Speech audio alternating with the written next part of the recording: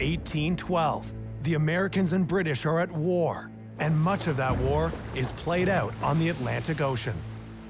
Enos Collins, a Halifax naval merchant, sees a chance to make a difference in the war and to make some money. Enos Collins is a masterful opportunist. He's always looking, for opportunities that other people don't see. Enos Collins renames a former slave trading ship the Liverpool Packet and licenses her as a privateer. Privateering is a very regulated form of warfare. Sometimes people call it legalized piracy. Seizing American ships makes Collins the richest man in Canada. And in the Atlantic theater, it also makes him a legend.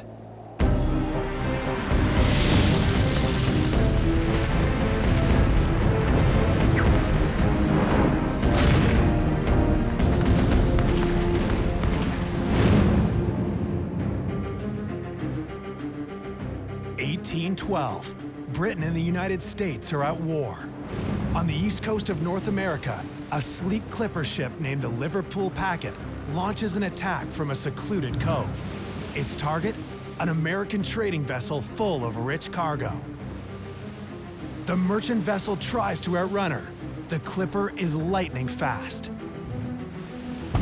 She fires a cannon. The merchant surrenders. Another victim of one of the most successful privateers of all time. Privateer is not a pirate, I have to make that perfectly clear. Privateers were kind of like naval auxiliaries, if you wanted. Their job was to stop enemy shipping. And they did that, firstly, as, of course, their loyal and patriotic duty, but they were also entitled to the ship and the cargo. So that was pretty nearly the major motivation.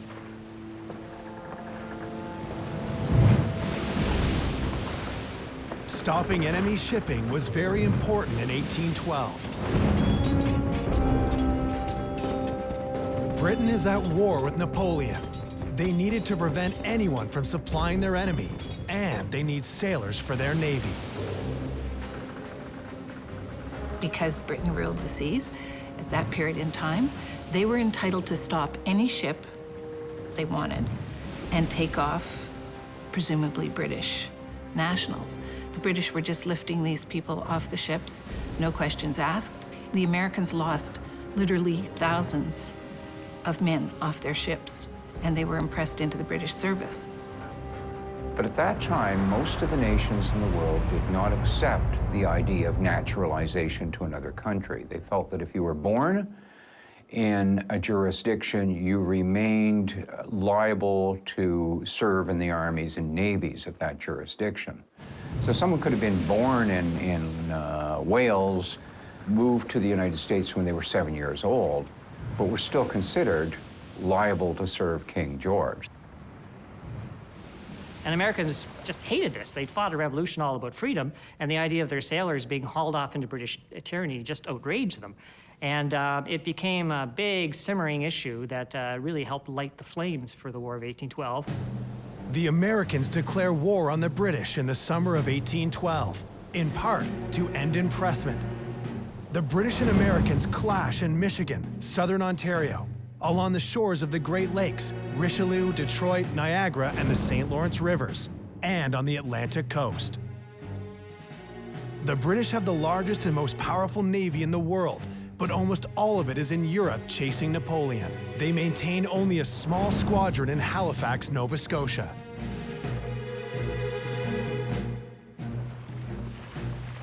The British have a very skilled army, but they've got to supply it from a thousands and thousands of miles long supply chain. And keeping that army in the field is just vital. The ability to control the ocean, to defend your supply line and your home turf, and then to sort of bring the war to the Americans is incredibly important. The Royal Navy needs help if it is to secure the Atlantic. To help enforce an embargo on American trade after the Americans declare war, the British license local mariners to seize American merchant ships on their way to Europe. The British hope these privateers can shut down American trade and cripple the young republic's ability to wage war. They had this magic document called a letter of marque, which was a license to set up your private navy. Enos Collins is just the man for this job. and he started working towards this even before war was declared. Enos Collins was the eldest son, number 2 of 26 children, not all in the same mother. His family lived in Liverpool, Nova Scotia. Obviously, with all those children, they were fairly poor. He didn't go to university, he didn't go to school. I don't think he probably had high school or the equivalent in that period. But he was fairly smart, obviously, and he was probably a cabin boy on one of his father's ships at age 11 or so. So he had a pretty early introduction to the sea. By 19, he was the first lieutenant on a privateer in the Caribbean in the war between France and England. And so he sort of got his chops there. As war clouds are gathering in 1809, 1810, he can see that war is going to happen with the Americans. So he starts shopping around for a good, fast, sneaky little privateer schooner. So I was at an auction right here in Halifax when I found the perfect ship. And I could tell just by looking at her, she was fast. The Royal Navy has captured a ship called the Severn, and now they are trying to find a buyer. The ship is being crudely dubbed the Black Joke by skeptics. A slave smuggling schooner, the boat gets almost no bidders in the auction. Collins sees value in the ship. Called a Baltimore Clipper, it's built with a new design. It was a design that evolved with smugglers and slave traders working out of Baltimore in the United States, and they dramatically changed the nature of hulls. This thing was sort of as narrow as an arrow, and with dramatic masts that tilted backwards. They're called rake masts, and they were ideal privateer vessels. They could go very quickly, they could kind of vanish. When he first bought the Liverpool Packet, people were sort of, oh, what kind of a ship is that? It's no good for trade, the hull's too small. When people ask me why I bought her, I said maybe I'll just use her as a, as a mail packet. In the months before the war, Collins uses the schooner to deliver mail between Halifax and Liverpool. But when the war breaks out, the Liverpool Packet is assigned a more lucrative task. The real reason he bought it was he's just waiting for war to break out. And then this little vessel with, 5 guns will be the perfect thing to round up American merchant ships. So that's classic Enos Collins, seeing an opportunity where other people don't. On June 18, 1812, the Americans declare war. Enos Collins is ready. The Liverpool Packet is crewed up with 40 men. They're issued 40 cutlasses and 25 muskets. The ship is armed with 5 cannons, including Shiny Sam, a long-range 6-pounder designed to intimidate. And he starts capturing ships almost right away, and they start snapping up prizes left, right, and center. His big hunting ground was Cape Cod. Because it's sort of that long, curving stretch, he had quite a field to operate in, and there was a lot of shipping traffic back and forth. The skill to privateering was to capture the best prize you could find without any damage to yourself or the prize. If you shoot up the prize, then that lowers the value, possibly damages the cargo, reduces your profits. Her goal was generally to get very close very fast. And once you get within range of the 6-pounder, you send one shot across the bow, and all these ferocious men are waving their cutlasses and lining the rails, and any merchant captain knows that, it's not worth men dying for the price of a cargo, and they very quickly surrender. Now, the best targets are the big, fat, slow merchant ships with plenty of rich cargo. They have few guns and even less appetite for a fight. The Liverpool Packet captures an astonishing 9 ships on her first expedition. In the months to follow, she captures dozens more. The Liverpool Packet becomes a notorious predator, public enemy #1 to New England traders. The United States has also issued letters of marque to American mariners.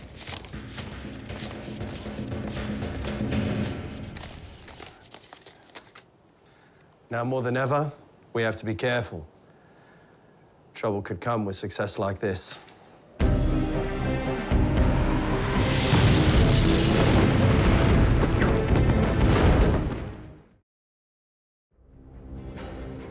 The War of 1812 rages on land and sea. The British have asked privateers to shut down American trade. This would severely damage the young country's ability to wage war. Halifax privateer Enos Collins answers the call. His ship, the Liverpool Packet, captures dozens of American cargo vessels.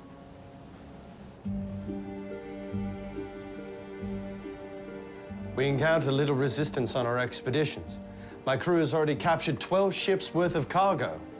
Cargo the enemy no longer has. The risks are great, but if the Vice Admiralty holds to their promise, then we will be rich men for our ventures. When a prize was turned over to the privateer and sold, the owners and the backers of the privateer got half the money, and the crew and the captain got the other half. A successful privateer could make thousands of dollars. So there are records of $10,000, $20,000, $30,000 being turned over in one prize, sometimes more. When captured ships are auctioned off, Enos Collins and his investors net thousands of dollars per captured boat. A far cry from the $70 a year a British soldier would make. Collins' shrewd awareness of markets allows him to maximize the spoils of war. He sells confiscated barrels of flour, coffee, beans, spirits, and wine for enormous profits. Madeira, aged, very nice. In 1813, privateering reaches its peak. More than 20 Canadian vessels bombard American shipping. Liverpool Packet had been making these daring captures one after another along the American coast, and the American papers are just full of outrage that this treacherous northern interloper is capturing American ships. Collins and the Liverpool Packet become a notorious enemy of New England shipping. In Boston, Salem, and Portsmouth, traders are outraged. The newspapers of New England seethe with frustration. The Americans can hardly believe our successes. Listen here. That an insignificant fishing schooner should be suffered to capture and carry home in triumph 8 or 9 sailor vessels would seem utterly incredible.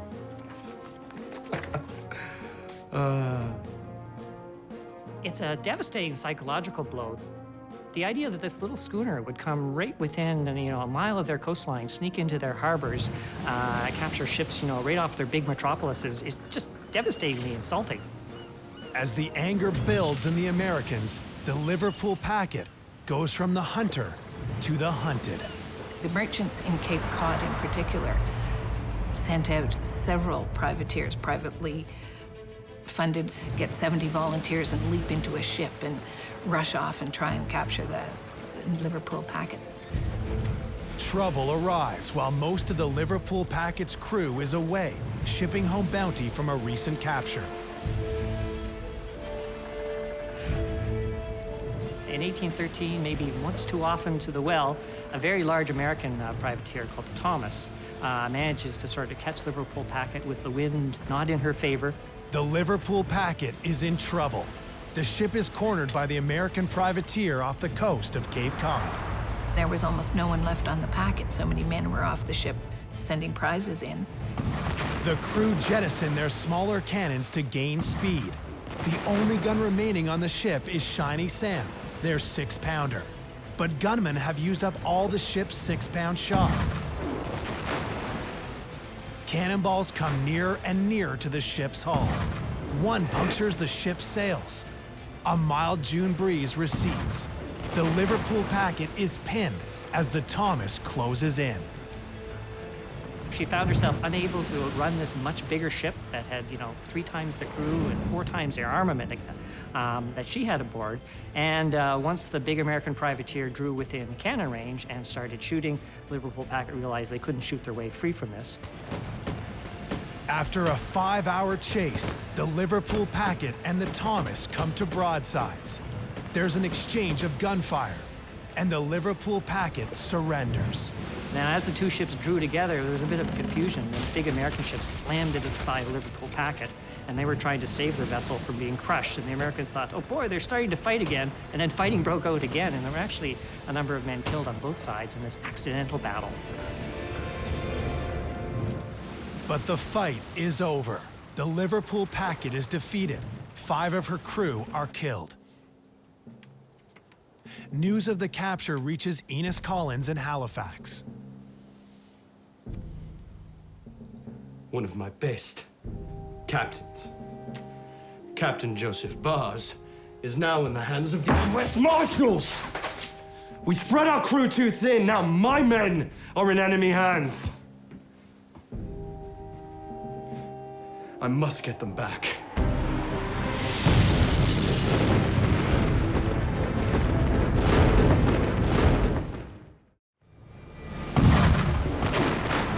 The Liverpool Packet, the most successful Canadian privateer, is in the hands of its captors, American privateers. Its crew is taken ashore by U.S. Marshals.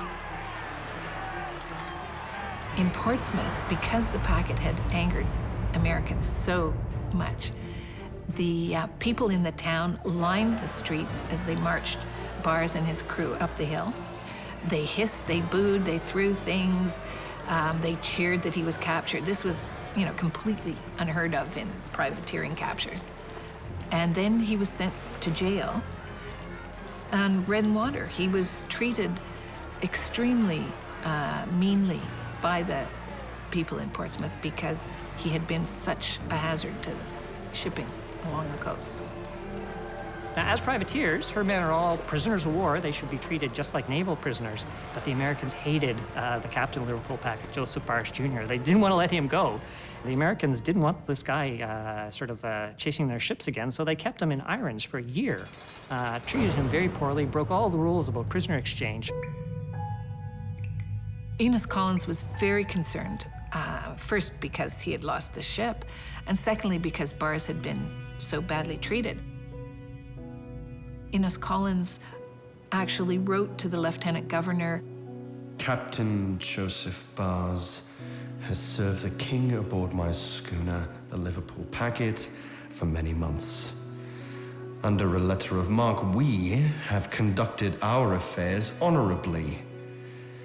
Now, my friend and colleague is a prisoner of the Republic. I beg you to use your influence to arrange for his immediate release. Dutifully yours, Enos Collins. Governor Sherbrooke reminded the Americans that, you're always complaining about your prisoners of war being mistreated by the British. Here's a Nova Scotian hero. So eventually they managed to convince the Americans to at least, take the leg cuffs and handcuffs off. Bars, manages to save himself by taking advantage of that and escapes. Captain Joseph Bars flees to Nova Scotia. He never commands a privateering expedition again. 4 months after its capture, Enos Collins finds his beloved Liverpool Packet at a Halifax auction. It's being recaptured by Canadian privateers. Collins buys the ship back and returns it to service as a privateer. But by the time the Liverpool Packet is back at sea in service of Enos Collins, times have changed. In Europe, Britain's war with France is winding down. The Navy sends her ships to create a powerful blockade that keeps American boats in port. By the end of the war, they're raiding freely up and down the American coast, able to attack any city that they want, and the Americans are helpless to defend even their own capital. In 1814, with full control of the Atlantic, Admiral Cochrane of the Royal Navy selects an American community for destruction. He chooses Washington, the nation's capital. The raid is a huge success. The White House is set ablaze. Soon, the Americans begin to look for an exit from the war.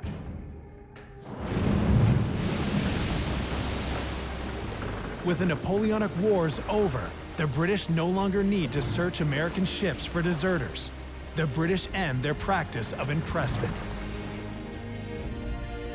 In Ghent on Christmas Eve 1814, after a bloody 2-year war, the Americans and British agree to peace. The British occupy much of Maine, and the Americans hold some of southern Ontario at the end of the war. But the Treaty of Ghent restores the borders to their original place. The border between Canada and the United States becomes the longest undefended border on the planet. Trade between the two countries flourishes. Enos Collins leaves the War of 1812 a very rich and successful and ambitious man. One of the first banks in Canada, Halifax Banking Company, which is created by Collins and his partners in 1825, and eventually evolves to one of the fathers of the Canadian Imperial Bank of Commerce. All from this really swashbuckling merchant entrepreneur who makes his mark in the War of 1812. You would think that a man like Enos Collins, who made so much money out of capturing the Americans and taking their ships and cargo, would be very unpopular. But because of this long-standing business relationship, when peace comes, he is trading and making money with American investors and partners like you wouldn't believe. When he sets up his bank in 1825, he sends, a sort of a very young bank clerk down to Boston to learn how to do banking, and he's dealing with the same merchant firms whose ships he was capturing, and they're quite happy to say, oh yeah, here's how you run a successful bank. We'll give you ledger books, and so he transcends national animosities because he's very good at making money for everyone. And I think that's one of the key things about Collins. He's a bit of a hard bargain driver, but if you can make money successfully with him, he'll do business with all kinds of people. There's peace on the Atlantic again, and that's good for trade. And what's good for trade is good for Canada.